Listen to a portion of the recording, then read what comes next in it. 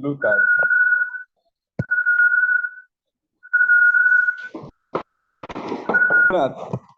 imposition of taxation. Imposition of taxation. So I will want to share the screen so that we can all benefit from that.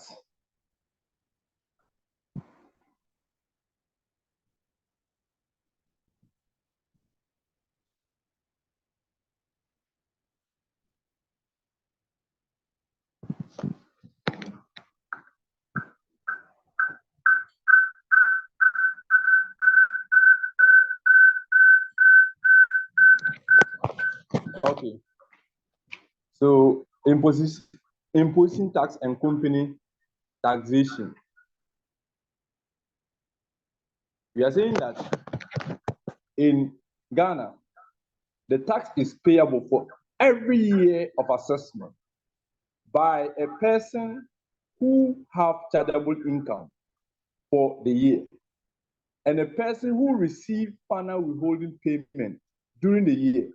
Now, income tax liability is equal to the income tax base multiplied by the tax rate. So when we talk about income tax base, what are we talking about?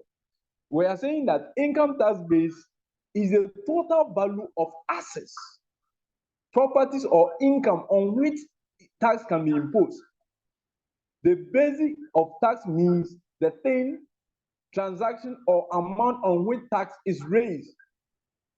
In the case of income tax, for instance, a tax base is determined by what the law states as the minimum amount of annual income that can be taxed. Now, Income Tax Law Act have explained income tax into two ways. That's the chargeable income and assessable income.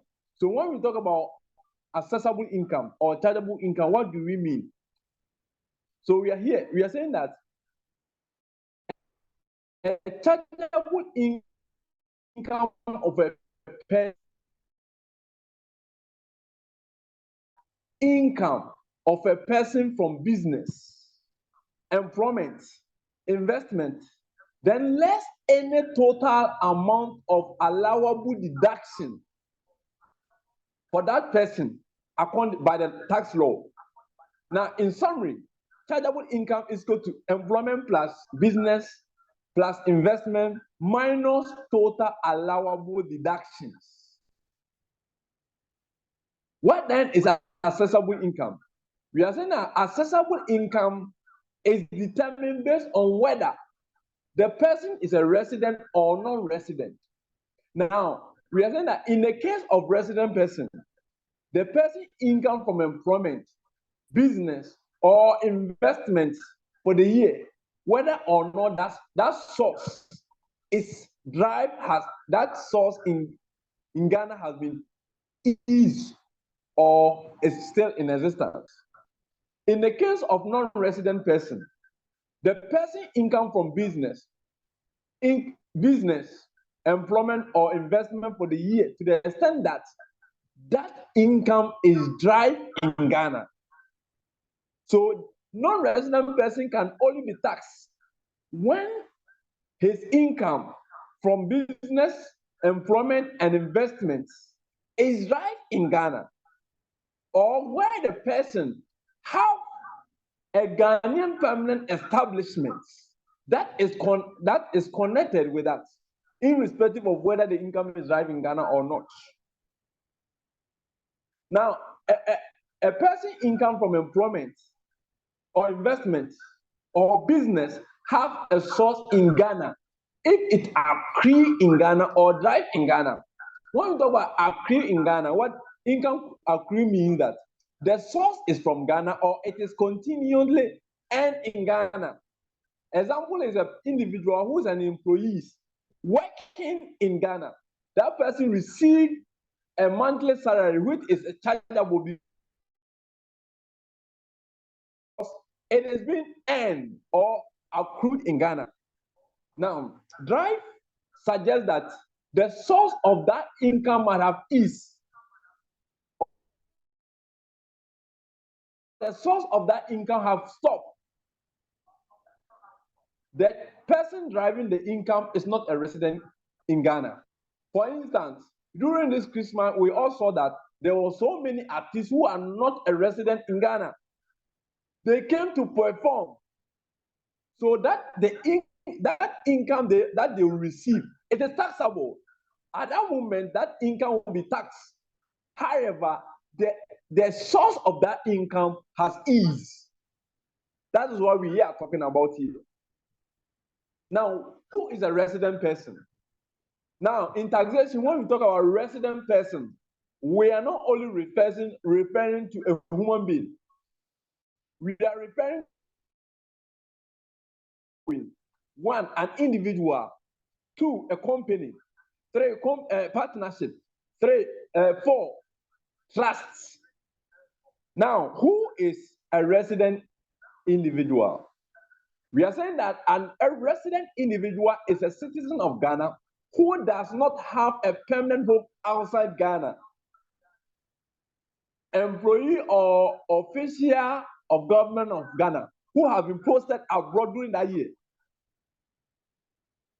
A person in Ghana during that year for aggregate period of 183 days or more that commenced or ended during that year is considered as resident individual.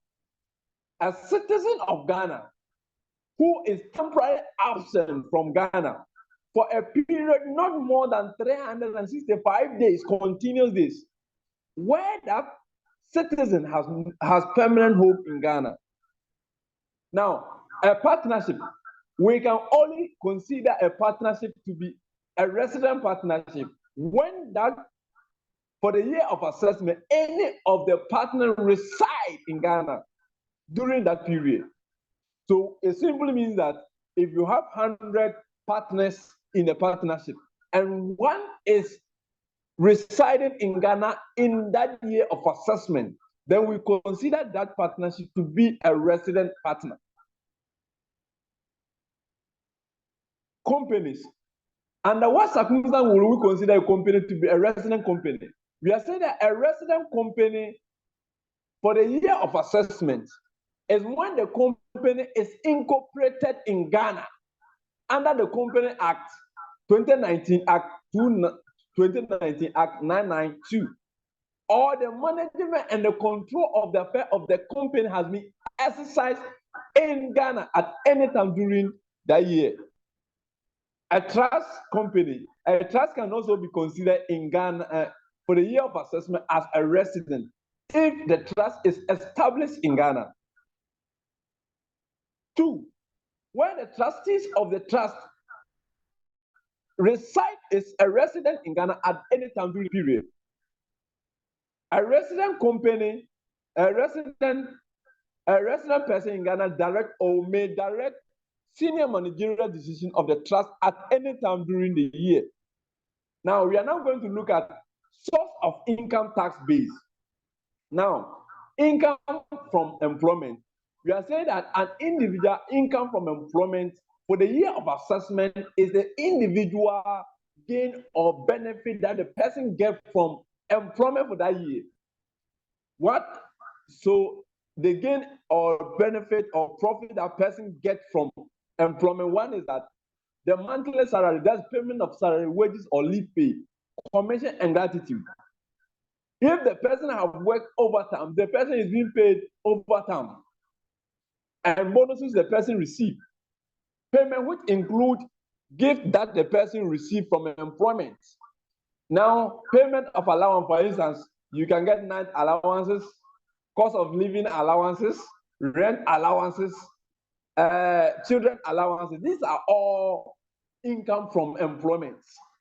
Now, retirement contribution made to the retirement fund on behalf of the employee, that's the Senate, are all part of income from employment. Another one is any other allowances that is paid in kind or cash that relate to employment is being considered as employment income.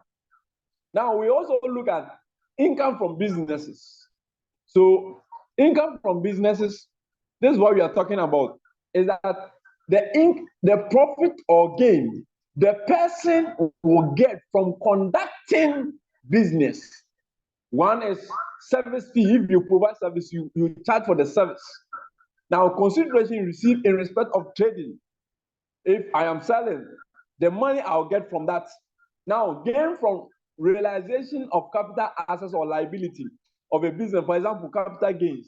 When there's increase in your shares, the growth in the shares of the company or the shareholder, it is a gain from in business. Now, gain from realization of capital assets or gain from capital assets. That when you are selling assets, the profit you get is also income from business. Gift in respect of business is also income from business. Now we are also looking at investment. When you make investment, the benefit or the gains and the profit you get from it. One is dividends. When you invest in a company, at the end of the year or at the end of the day, you receive a dividend in respect of the investment you have made. Interest, natural resource payment, rent, and royalties. Then you get from reselling the investment you have in other companies. Any other amount you be included in shareholders' amount, and gift you receive in respect of investment. Now we are going to look at investment incomes, persons, and amount that is exempted from tax.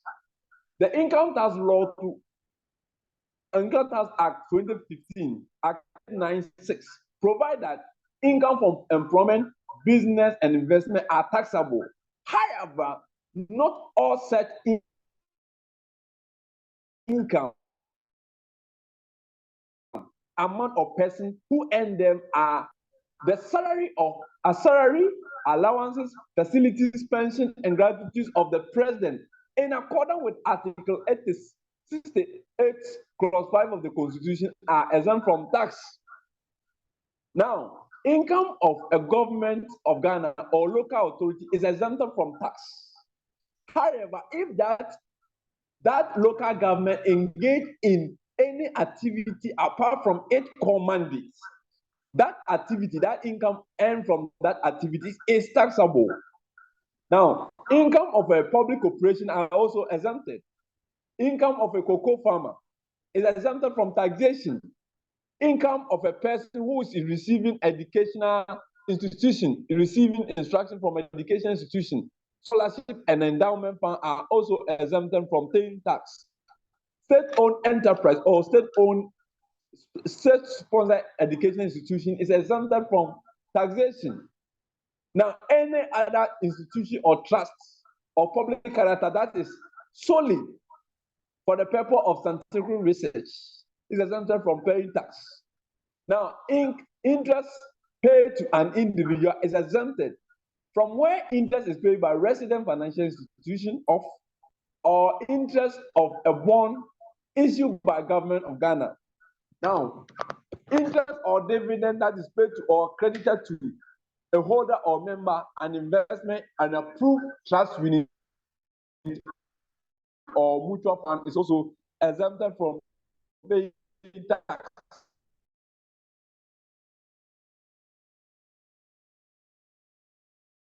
From paying tax. Now we are saying that dividend, where the company receiving the dividend control at least 25% of the voting power in the company, paying the dividend is exempted. Now, income of approved real estate investment trust is exempted from income tax. Income of approved unit or mutual fund is also exempted. Now, allowable deduction. We have three principles in which allowable deduction is applied. We have the general principles or rules. Then we have residual deduction rules and specific rules.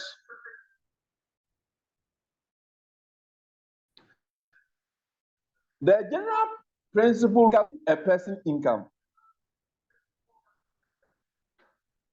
No deduction is allowed in calculating the income from employment. This is subject to the rule of temporary concession, relief, or mortgage. No deduction is also allowed for domestic expenditure and excluded expenditure. Now, what is a domestic expenditure? We are saying that a domestic expenditure is an expenditure that the person incurring in he or herself. One is that expenses you incur in providing shelter, meal, refreshment, entertainment, or leisure activities. This, in calculating the person's income, is not allowable for tax purposes. In individual computing or travel from work home to work, that expenditure is also not allowable. Now, acquiring clothes for the individual, but that does not include clothes that is not suitable for wearing outside work.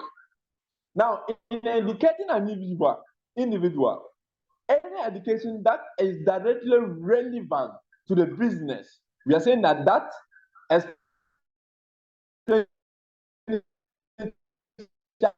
is allowed, or diploma is not allowed by the tax authority.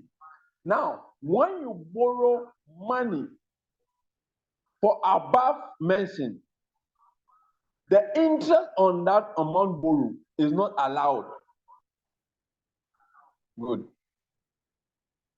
Now, what then is excluded expenditure? The law is saying that, or the act is saying that, if you pay tax under Act 896 in any other tax law, that expenditure is not allowable. If you pay bribe or you incur expenditure in paying corruption activities, it's not allowable. Now, when you breach law,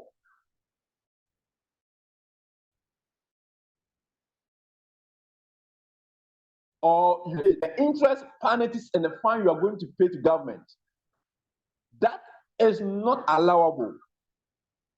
Now, expenditure to the extent that incurred by a person in driving exempt amounts or final withholding tax is also not allowed.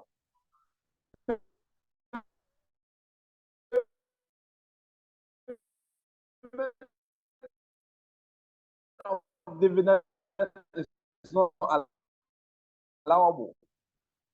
Depreciation of any fixed assets is not also allowable. Now, residual deduction within a year should be holy, means that it should be amount that is attributed to the business or to the person. It's exclusive, it is relevant. Necessary means that the thing is unavoidable. Without it, the business will not operate. Holy means that the total amount should be for business purpose before it can be allowed as deductible expenses. Exclusive means that expenses must be relevant factor or for the purpose of operating our business. Necessarily means that implies that expenses must be unavoidable. Without it, the business will not operate. Now, education and training.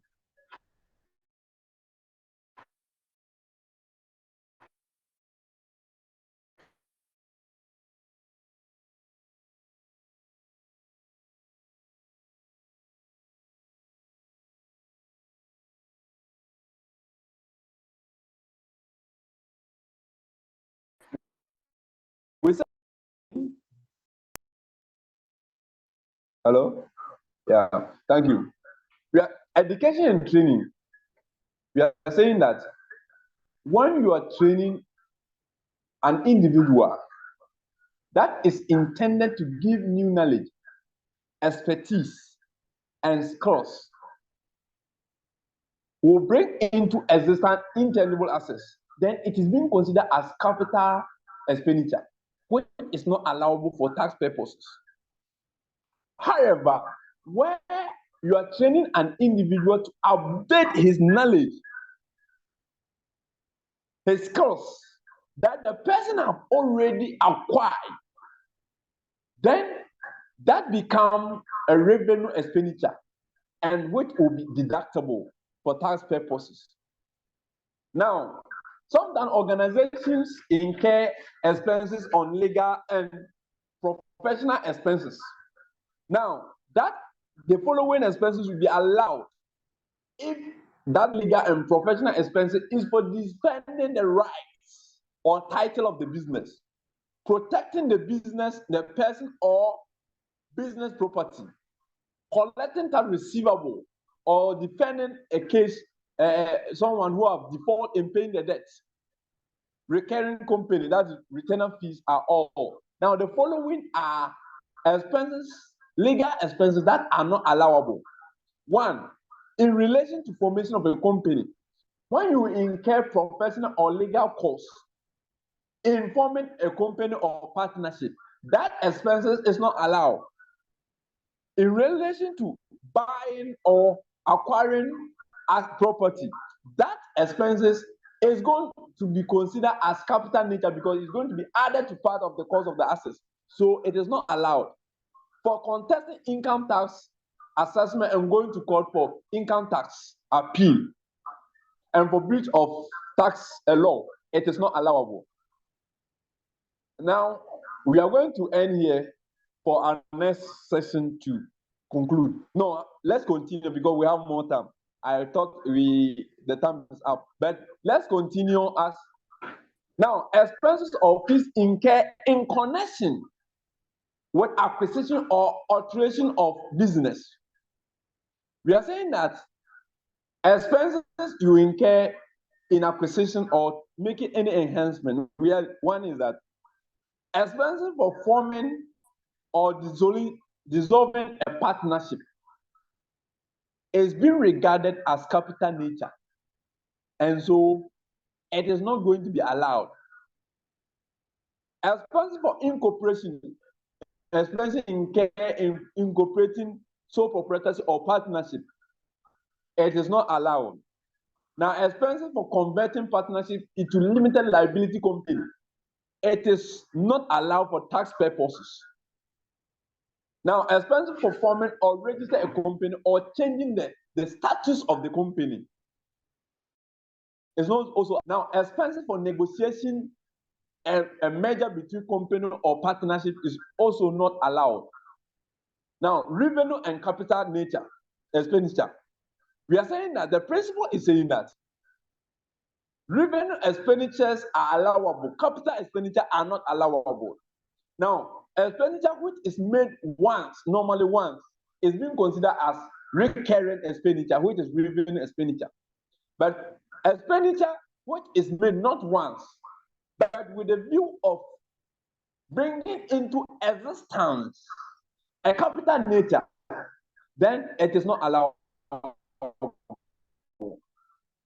Expenditure which you incur with anticipation to benefits or to commence a business, we are saying that it's a capital nature, so it's not allowable. Any payment you made in a position to continue to benefit from the thing, even if it fails, then we are saying that it is a capital nature, and so it is not allowable for tax purposes.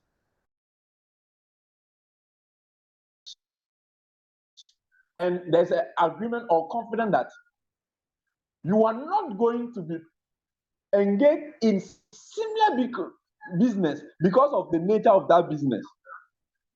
In that case, that money you pay to that person is being considered as capital nature. Now, cost or expenditure incurred when you acquire or disposition of assets.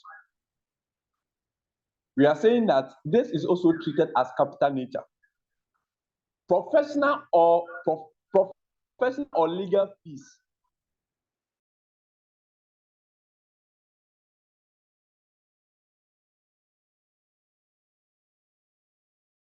you incurred in acquiring or disposing of assets, we treat it as capital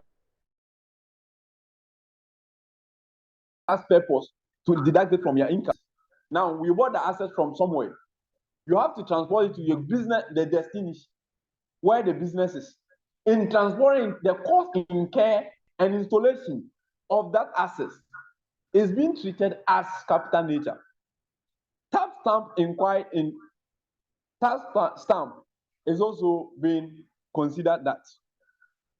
For initial repairs and extended on access pitches, we are saying that if the following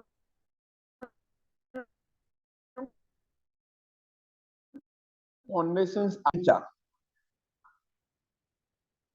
then that expenditure may be considered as capital nature. Now we are saying that one of the conditions is that if the purchase price will be affected by the unpleasant states of the assets. For instance, if I'm buying the assets for 500,000, if the asset is in good state, but because the asset is not in good shape, and I have to work on that, the price of the assets will be affected. Instead of 50,000, I'm going to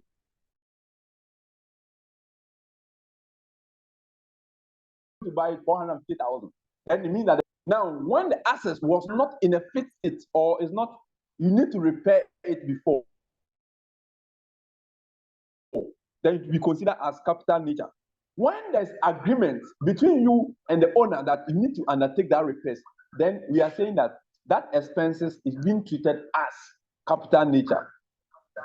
Other rules on repairs and maintenance. We are saying that while you are going to repair assets, that will restore it to its original state and is allowable. Now, another point is that when you incur a cost for altering for changing the assets, for changing the state of the assets or improving it, rather than just restoring it to the state, in that case, we are going to do some modification to the assets, and so it is being treated as capital expenditure. For example, extension of a roof or taking off a roof and building a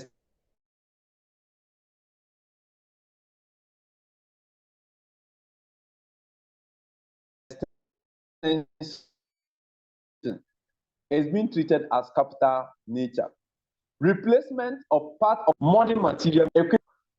If any repair work result in renewal or replacement of assets as sold, then all of the expenditure incurred should be treated as capital nature. To end here, so that the next time we meet, we do pick allowance deduction. Thank you. Thank you for that. So, if anything, we shall look at it. So that is where we have gotten to. So we are saying that the next time we will meet, we will look at this very, very, very well.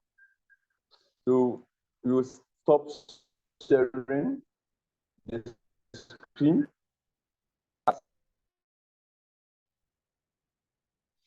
We have to look at all of these things so that you can be able to continue the next time we meet. If there's no question, then I will suggest that you close this session.